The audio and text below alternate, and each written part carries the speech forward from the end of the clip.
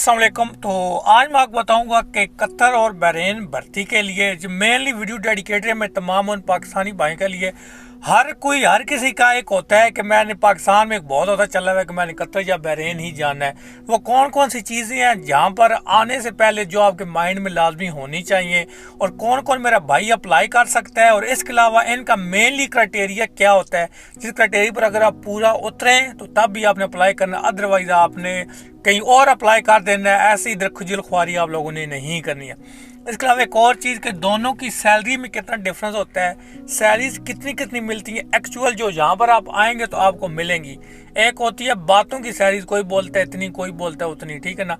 Actual salaries आपको कहाँ यहाँ पर कितनी मिलती हैं, और जब आप वहाँ से यहाँ आएंगे तो यहाँ पर आप किन किन महकमों में जाएंगे, वहाँ पर तो आपको बता दिया जाता है जी कि आप पुलिस में जा रहे हैं, आर्मी में जा रहे हैं, लेकिन आपको कुछ बताता कोई नहीं उधर आप किस कैटेगरी में जाएंगे। इधर 100 तरह की कैटेगरीज है। मैं आपको बताऊंगा कि बहरीन के अंदर किस कैटेगरी में लोग आते हैं और कतर के अंदर किस कैटेगरी में लोग जाते हैं। इसके अलावा ये चीज़ भी क्लियर करूँगा कि मेरा पर्सनल एक्सपीरियंस क्या है कि आपको कतर आना चाहिए या बहरीन आना चाहिए, अगर आपको दोनों में चांस मिलता है तो इसके अलावा एक और चीज़ माइंड में लाजमी रख लेनी है, जो मैं आपको चीज़ें बताऊंगा अगर आप उनमें पूरे उतरते हैं तभी आपने अप्लाई करना है। और एक और चीज़ माइंड से आप निकाल दो, अगर कोई भी आपको कहता है कि आप कतर या बहरीन फ्री चले जाएंगे, आपसे कोई पैसा नहीं लिया जाएगा, तो मेरे भाई ये पाकिस्तान है, पाकिस्तान के अंदर कोई काम भी फ्री नहीं होता है।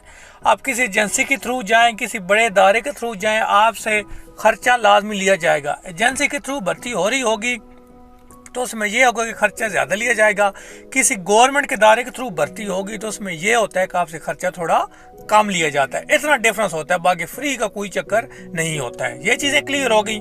अब मेनली सबसे पहले बात कर लेते हैं कि कतर की भर्ती कहाँ पर होती है पाकिस्तान के अंदर फिलहाल। बाद में चेंज हो जाए उसका पता नहीं, लेकिन जो फिलहाल भर्ती होती है कतर की भर्ती होती है मेरे भाइयों सैफ मैन पावर रावलपिंडी के अंदर एक एजेंसी है, गवर्नमेंट का दायरा ये नहीं है, एजेंसी है, पैसे ठोक के लेती है। सीधी बात कर रहा हूँ, ठीक है ना। बहुत ज़्यादा पैसे लेते हैं लेकिन लोगों को बेचते हैं। उनमें कुछ ये भी है, 2 नंबरी भी चलती है पाकिस्तान के अंदर, हम सबको पता है। 2 नंबरी भी चलती है, सफारी भी चलती है, सारे काम होते हैं, लेकिन उन्हीं के थ्रू लोग कतर के लिए जाते हैं। जहाँ तक बात होती है बहरीन की, तो बहरीन की भर्ती मेरे भाई जाती है रावलपिंडी फौजी टावर के अंदर जाती है, उसके अलावा कहीं नहीं जाती है। फौजी टावर के अंदर जाती है, फिर आगे वो हो सकता है कहीं भी रजिस्ट्रेशन वो करवा सकते हैं, या किसी जगह का बता देंगे कि जाएगी फौजी टावर में, लेकिन आगे वो क्या कर देते हैं, कहीं और ट्रांसफ़र कर देते हैं। जैसे पीछे अभी भर्ती हुई थी तो उन्होंने ट्रांसफ़र कर दी थी एक मिलिट्री ट्रेनिंग स्कूल इस्लामाबाद के अंदर, रावलपिंडी के अंदर, उधर जाके डेलीगेशन वगैरह आया था, उधर काम हुआ था। लेकिन मेनली जाती कहाँ पर, फौजी टावर में। रजिस्ट्रेशन भी आपकी वहाँ पर होती थी पहले, लेकिन अभी उन्होंने कुछ चेंज किया है, लेकिन ज़्यादातर फिर भी चांसेस होते हैं कि उधर अगर आपकी रजिस्ट्रेशन हुई हुई है फौजी टावर के अंदर तो आपके 99% चांसेस होते हैं कि आपकी सिलेक्शन हो जाएगी, अगर रजिस्ट्रेशन आपकी हुई हुई है, आपके क्राइटेरिया पर पूरे उतरते हैं तो। अभी नेक्स्ट बात कर लेते हैं एक और कि कतर का क्या क्राइटेरिया और बहरीन का क्या क्राइटेरिया। सबसे पहले कतर की बात कर लेते हैं। तो कतर में अप्लाई के लिए जो क्राइटेरिया, सबसे मेन चीज़ मेरे भाई आपके पास एजुकेशन आपकी 12 क्लासेस लाजमी होनी चाहिए, 12 से कम नहीं चलेंगी। इसके अलावा आपकी जो हाइट है 5 फुट 10 इंच होनी चाहिए। 5 फुट 10 इंच से आपकी हाइट कम नहीं होगी, कम होगी तो आपने अप्लाई नहीं करना, आपका काम कभी भी नहीं होगा, ठीक हो गया। 5-10 से ज़्यादा हो तो वेल एंड गुड है। इसके अलावा जो आपकी तालीम है, तालीम आपकी मेरे भाइयों लाजमी FA होनी चाहिए, FA FSC ICS कुछ भी हो, लेकिन इससे कम नहीं होनी चाहिए। इसके अलावा एक और चीज़, पासपोर्ट लाजमी होना चाहिए।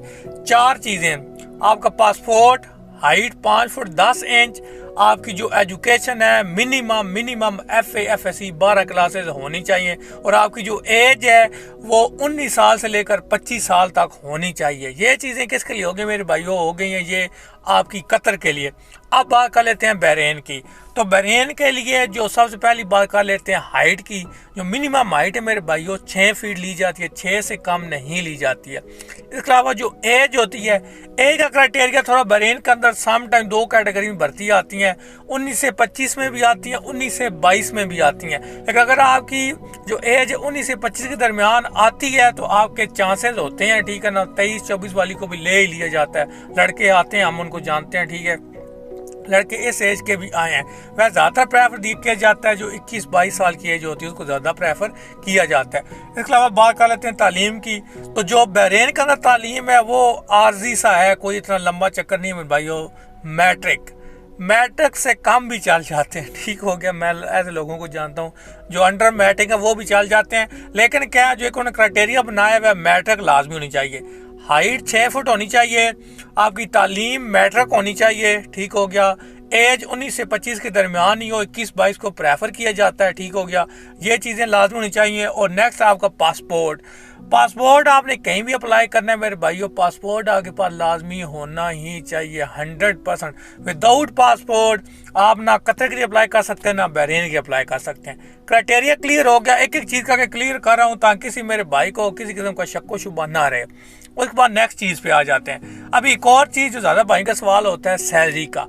तो बहरीन के अंदर जो सैलरी बताऊंगा जी आपको मैं दिनारों में बताता हूँ। दिनार का रेट थोड़ा और ज़्यादा होता है, जो उधर होता है रियाल है कतर के अंदर उसका रेट कम होता है, ठीक हो गया। जो बहरीन के अंदर स्टार्टिंग सैलरी लगती है वो तकरीबन 250 दिनार लगती है। जो कतर के अंदर लगती है वो तकरीबन लगती है, अब पहले लगती थी 3875 कतरी रियाल, लेकिन अभी जो आजकल अभी भर्ती गई है जो न्यूज़ स्टेशन चल रही है उसके अंदर 3000 कतरी रियाल बोला जा रहा है। जो कतर के 3000 कतरी रियाल हो ना तो बहरीन के 300 दिनार बन जाते हैं, ठीक हो गया। इसका मतलब ये कि अगर आप दिनारों में लगा लें तो आप यही समझ लें कि बहरीन के अंदर 250 दिनार आपकी तनख्वाह है। और अगर कतरी रियाल का बोला जाए उधर कितनी सैलरी है दिनारों में तो वो तकरीबन 300 बहरीनी दिनार बन जाती है। इसका मतलब ये कि जो कतर के अंदर सैलरी है वो बहरीन से थोड़ी ज़्यादा मिलती है। यह चीज़ क्लियर हो गई।